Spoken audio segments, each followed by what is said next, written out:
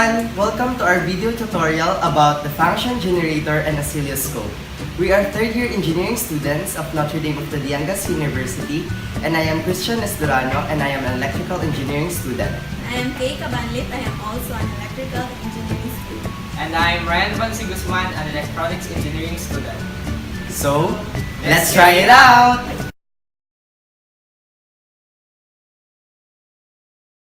According to the radioelectronics.com, function generator is a test equipment that is able to generate a variety of simple repetitive waveform, while oscilloscope allows you to test and display voltage signals as waveforms and visual representation of variation of voltage over time. So, let's try it out.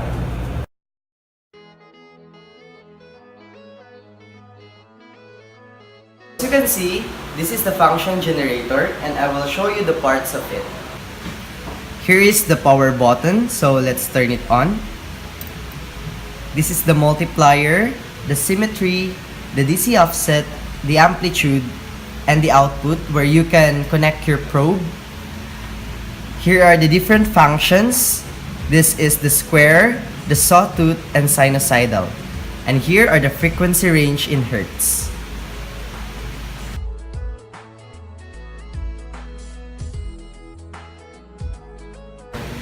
So this is an analog oscilloscope and I will explain to you its part.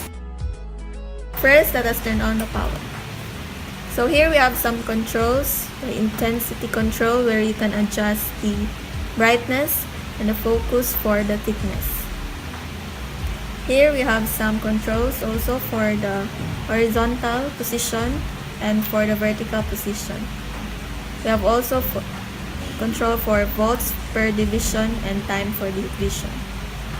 Here we have some controls for trigger mode, and you have two channels with which you can choose. I'm going to show you how to use the function generator and the oscilloscope.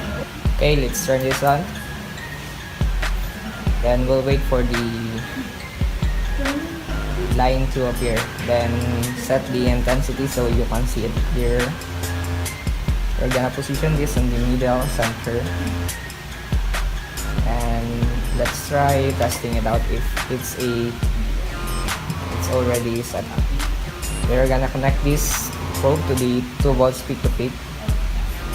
And it moves 2 volts or the 2 squares upwards, and that's it. Now we're gonna connect this to the function generator and we're gonna get the sinusoidal function.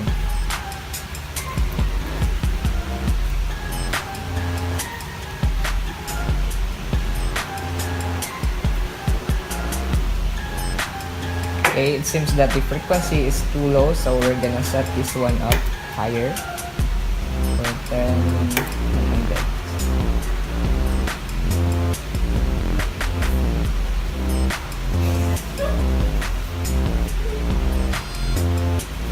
Okay, let's study this out.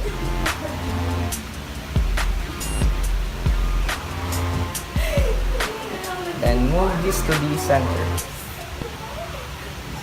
And that's it.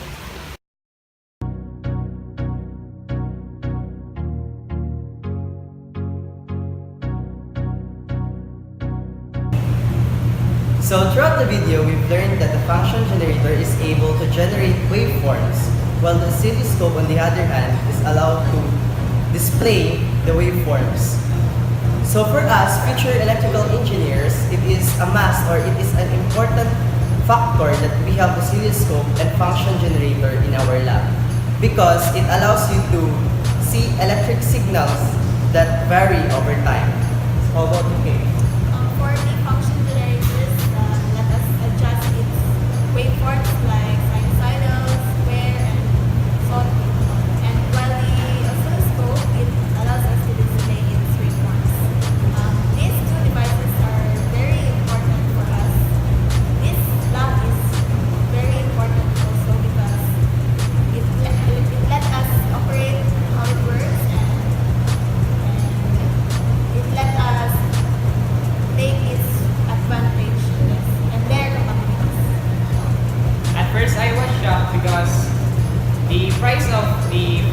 generator and the oscilloscope is way too high, and the function was just to display the volt in time graph, and the function generator generates the frequency, then delivers it to the oscilloscope, and the oscilloscope displays the time graph of the voltages.